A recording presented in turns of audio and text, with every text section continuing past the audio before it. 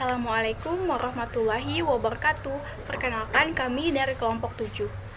Kali ini kami akan menjelaskan tentang teori belajar cybernetik. Sebelumnya izinkan saya memperkenalkan anggota dari kelompok 7.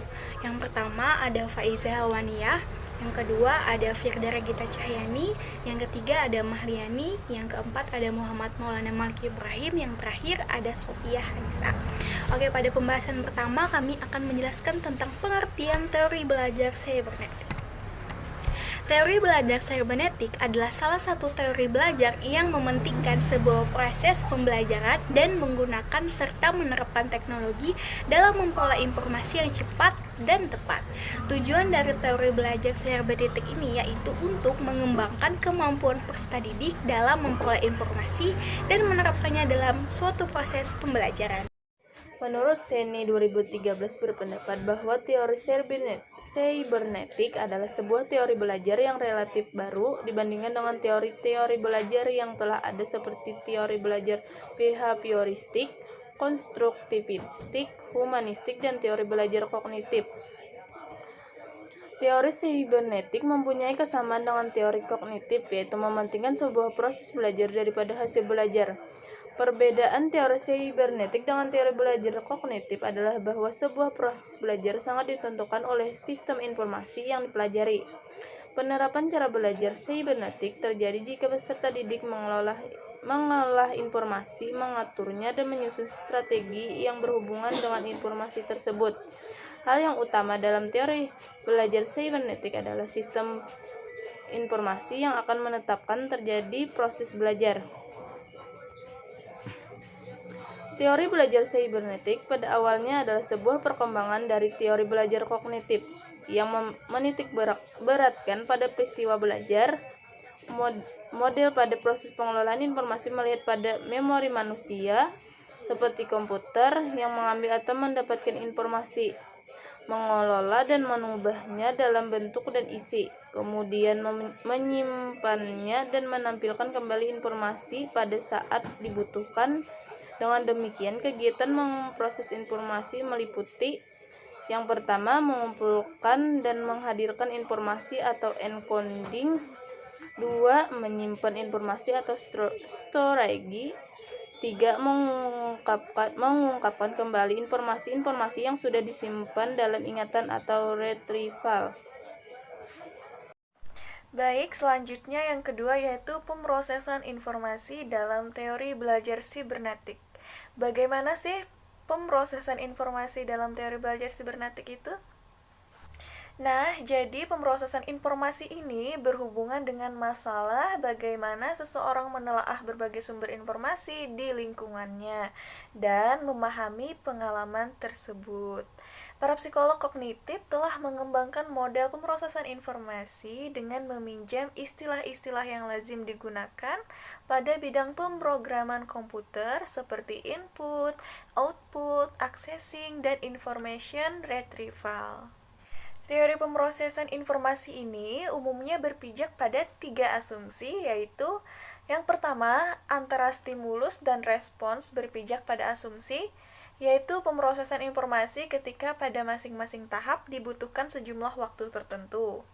Yang kedua, yaitu stimulus yang diproses melalui tahapan-tahapan tadi akan mengalami perubahan bentuk ataupun isinya. Yang ketiga, yaitu salah satu tahapan mempunyai kapasitas yang terbatas. Kemudian di sini ada keunggulan dan kelemahan teori belajar sibernetik dalam kegiatan pembelajaran. Nah, apa aja sih keunggulan dan kelemahan teori belajar sibernetik ini? Baik, di sini saya akan melanjutkan materi yang disampaikan oleh teman saya tadi. Keunggulan 1. Kesemua teori belajar dalam aliran-aliran menekankan aspek yang berbeda-beda sebenarnya memiliki kesamaan karena melihat bahwa belajar adalah suatu proses yang berlangsung pada diri seorang yang melalui tahap-tahap tertentu.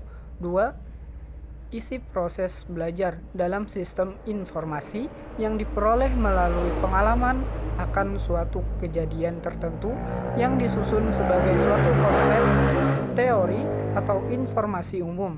Ketiga, hasil proses teori belajar ini adalah adanya perubahan, baik dilihat sebagai perubahan tingkah laku maupun secara kemampuan pada ranah kognitif, efektif, dan psikomotorik.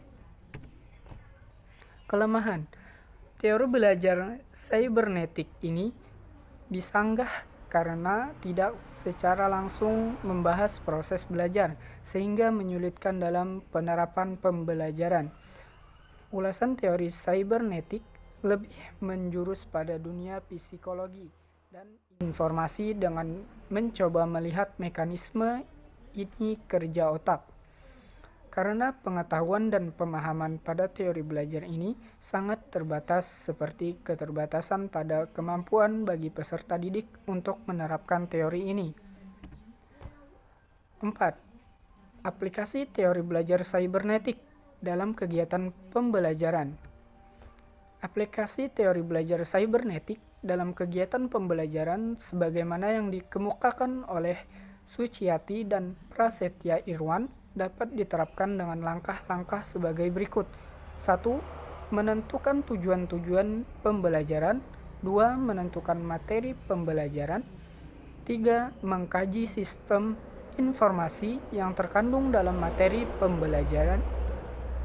4. Menentukan pendekatan belajar yang sesuai sistem informasi tersebut, atau apakah algoritmik atau heuristik.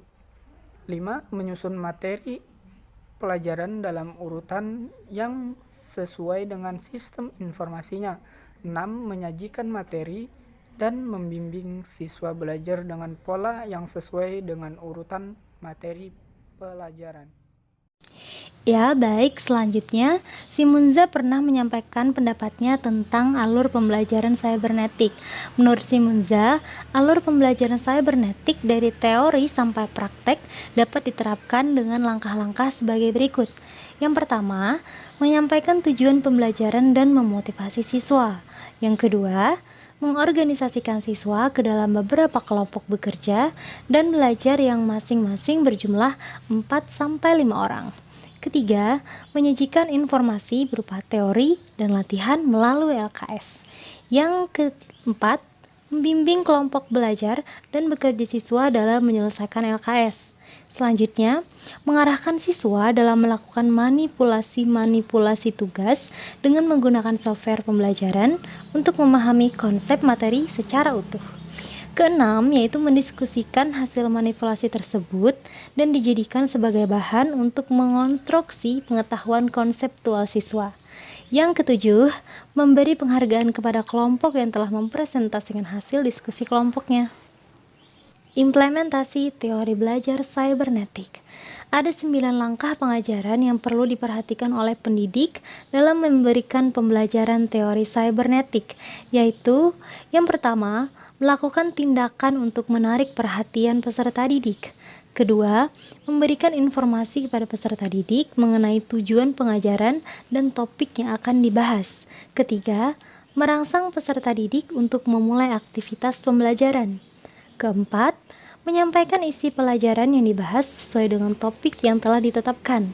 Kelima, memberikan bimbingan bagi peserta didik dalam melakukan aktivitas dalam pembelajaran. Selanjutnya ada memberikan penguatan pada perilaku pembelajaran peserta didik. Selanjutnya, memberikan umpan balik terhadap perilaku yang ditunjukkan kepada peserta didik. Selanjutnya, melakukan penilaian proses dan hasil belajar peserta didik. Dan yang terakhir, memberikan kesempatan kepada peserta didik untuk mengingat dan menggunakan hasil dari pembelajaran yang sudah dilakukan. Baik, kita sudah sampai kepada bagian kesimpulan. Saya di sini akan membacakan kesimpulan dari keseluruhan materi kita pada hari ini. Kesimpulannya yaitu adalah teori belajar sibernetik atau cybernetik adalah salah satu teori belajar yang mementingkan sebuah proses pembelajaran dan menggunakan serta menerapkan teknologi dalam memperoleh informasi yang cepat dan tepat.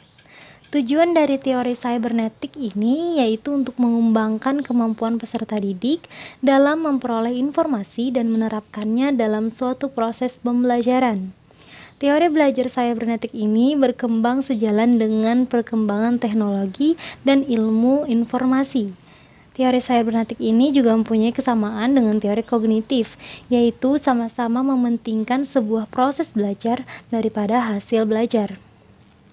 Seorang ahli pakar yaitu Sani pada 2013 pernah berpendapat bahwa teori cybernetik ini adalah sebuah teori belajar yang relatif baru dibandingkan dengan teori-teori belajar yang telah ada, seperti teori belajar behavioristik, konstruktivistik, humanistik, dan teori belajar kognitif. Teori ini mempunyai kelemahan dan juga kelebihan, dan dengan model pembelajaran yang sering disinonimkan dengan umpan balik atau feedback. Dalam konteks pendidikan, umpan balik ini sangat penting artinya bagi keberhasilan belajar dan pembelajaran.